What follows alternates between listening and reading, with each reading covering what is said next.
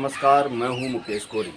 भाजपा की सरकार की सत्ता को लेकर चर्चा करेंगे कि उत्तर प्रदेश के अंदर भाजपा ने किस तरीके से आरक्षण पर दांव खेला है और आरक्षण को ख़त्म करने का संकेत दे दिया है। उत्तर प्रदेश के अंदर पुनः योगी सरकार ने फिर से पुलिस परीक्षा के लिए आवेदन पत्र निकाले हैं, जिसमें आवेदक आवेदन कर रहे हैं, लेकिन यहाँ पर आप लोगों ने ध्यान नहीं दिया है। खासकर अनुसूचित जनजाति के वर्ग ने ध्यान नहीं दिया है। अगर दिया है तो वो इस पर नहीं बोल पाए हैं, क्योंकि आज बड़ी ही मुश्किल से भाजपा सरकार वैकेंसियों को देती है। अगर वो ऐसे समय में से मुद्दों को उठाएंगे तो उनके हाथ से रोजगार निकल जाएगा। ये भी कारण एक हो सकता है, लेकिन जिस तरह से केंद्र सरकार के मुखिया, देश के पीएम नरेंद्र मोदी जी मंचों के माध्यम से लगातार कहते हैं कि वो देश में आरक्षण को ख़त्म नहीं करेंगे, संविधान के अंदर संशोधन भी नहीं करेंगे, लेकिन उत्तर प्रदेश के अंदर जिस तरह से पुलिस भर्ती प्रक्रिया शुरू हुई है और उसके अंदर जो आवेदन शुल्क लिया जा रहा है, उस पर गोदी मीडिया शांत है। उस पर भाजपा का आईटी सेल शांत, उस पर भाजपा के अंदर अनुसूचित जाति और पिछड़ी जाति के जो जनप्रतिनिधि समाज का प्रतिनिधित्व करते हैं, वो लोग भी शांत हैं। क्या इसीलिए उत्तर प्रदेश सरकार ने अपने जनप्रतिनिधियों को वोट दिया था कि जब सरकार कोई वैकेंसी निकाले तो उसके अंदर आरक्षण के तहत आवेदन शुल्क के मानक तय न किए जाएं।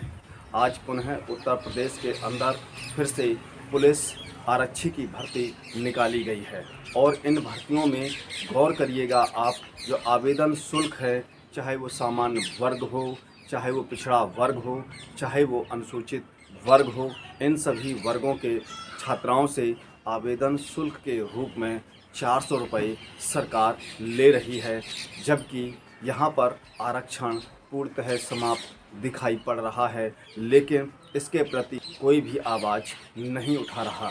क्या इस आवाज़ को दबाने का प्रयास भी कह सकते हैं?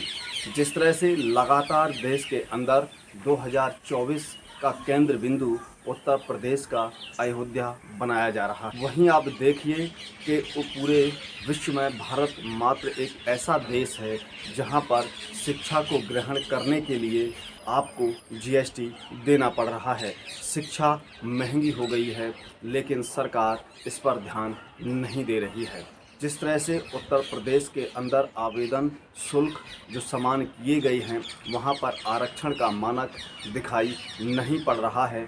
आज भी देश और प्रदेश के अंदर ऐसे गरीब लोग हैं जिनके पास खाने के लिए लाले हैं, लेकिन अब वो 400 रुपये के लिए आवेदन शुल्क कहाँ से लेकर आएँ, इस पर सरकार नहीं सोच रही। वहीं आप देखिए, आपका पड़ोसी राज्य बिहार है, जहां पर आरक्षण के मानक को पूर्णतः लागू किया गया है। वहां पर लगातार जो भर्तियां निकल रही हैं, उन भर्तियों में आरक्षण के अनुसार सभी वर्गों के अलग अलग आवेदन शुल्क तय किए गए हैं, लेकिन उत्तर प्रदेश में ऐसा देखने को नहीं मिला। जी हाँ, क्या उत्तर प्रदेश के अंदर योगी सरकार ने आरक्षण पर हमला करना शुरू कर दिया है? उत्तर प्रदेश के अंदर गरीब छात्रों, खासकर अनुसूचित वर्ग के छात्रों के हाथ से उनके अधिकार के निवाले को छीनने का प्रयास कर रहे हैं। जिस तरह से भाजपा सरकार लगातार जीएसटी को लेकर शिक्षा को महंगी कर रही है, और क्या भाजपा सरकार आज पूरे देश के अंदर प्रभु श्री राम मंदिर को लेकर मोदी सरकार कह सकते हैं, भाजपा सरकार और उनका आईटी सेल और उसमें गोदी मीडिया भी साथ दे रहा है, और इस बात को लेकर पूरे देश के अंदर देश के प्रधानमंत्री नरेंद्र मोदी जी की छवि को बनाया जा रहा है। भाजपा का कोई भी सम्मानित जनप्रतिनिधि, कोई भी राज्य का मुख्यमंत्री ने अभी तक ऐसे कोई कदम उठाया है जो शिक्षा के प्रति जीएसटी के बाहर हो। जिस तरह से केंद्र सरकार 2024 के चुनाव को जीतने के लिए उन्होंने फिर से देश के अंदर लाचार, मजबूर, एक समय का भोजन प्राप्त करने के लिए कड़ी मेहनत करके कुछ रुपए कमाते हैं और जीवन यापन करते हैं, ऐसे परिवारों का वोट लेने के लिए 2024 के लिए उन्होंने फिर से 5 किलो अनाज फ्री देने का घोषणा किया है। 5 किलो अनाज फ्री देने की योजना को आगे बढ़ा दिया है। केंद्र सरकार लगातार देश के अंदर गरीब लोगों को दबाने का प्रयास कर रही है। उसको उठाने की बजाय 5 किलो अनाज पर उनको निर्भर कर उनका अधिकार लेती जा रही है। लेकिन क्या केंद्र सरकार ने अभी तक शिक्षा को फ्री किया है? जी हाँ, जिस तरह से वो धर्म को लेकर उत्साहित रहती है, क्या आने वाली पीढ़ियों के लिए शिक्षा को लेकर उन्होंने जीएसटी के दायरे को लेकर या शिक्षा को पूर्णतः फ्री करने की घोषणा क्यों नहीं की? जबकि शिक्षा 5 किलो अनाज से ज़्यादा महत्वपूर्ण है। लोग अपना पेट पालने के लिए मेहनत कर सकते हैं, लेकिन वो अपने जीवन को संभालने के लिए, भविष्य को बनाने के लिए और अपनी नई पीढ़ी को कुछ देने के लिए शिक्षा बहुत ज़रूरी है। और उस शिक्षा को जीएसटी के माध्यम से महंगा करके उनके हाथ से वो अधिकार छीनने का प्रयास भाजपा ने किया है। और जिस तरह से उत्तर प्रदेश के अंदर योगी सरकार ने आवेदन शुल्क की जो फीस बराबर रखी है, वो फीस को लेकर क्या वास्तव में उत्तर प्रदेश के अंदर आरक्षण बचा है?